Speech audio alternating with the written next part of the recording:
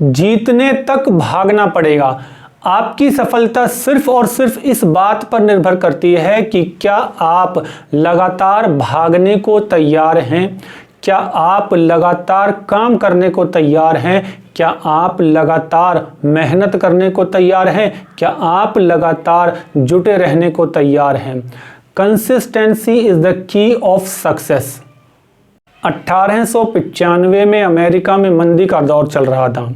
उस मंदी के दौर में बहुत से लोगों ने अपने बिजनेस गंवा दिए, अपना होटल गंवा दिया।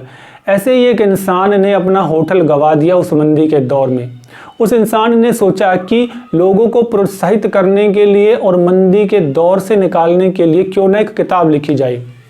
क्योंकि उसका खुद का अपना होटल उस मंदी में चला गया था, तो उसने एक अस्तबल में एक कमरा किराए पर लिया। 1 साल उसने मेहनत की और उस किताब को पूरा किया। लेकिन एक रात एक घटना ऐसी घटी जिसने उसकी ज़िंदगी बदल दी।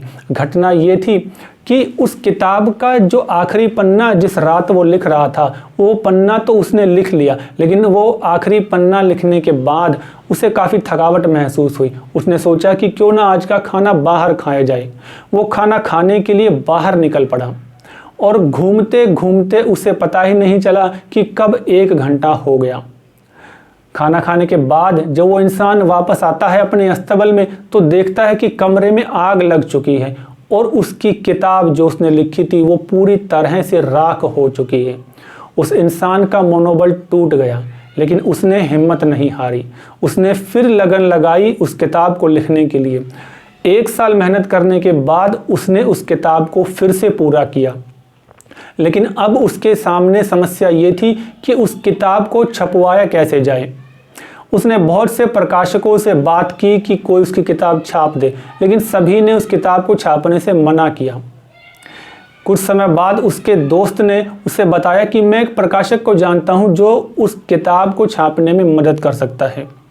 और यकीन मानिए दोस्तों, वो किताब उस दौर में देश की नंबर 1 किताब बनी, जिसको पढ़कर हेनरी फोर्ड जैसे लोगों ने प्रेरणा हासिल की।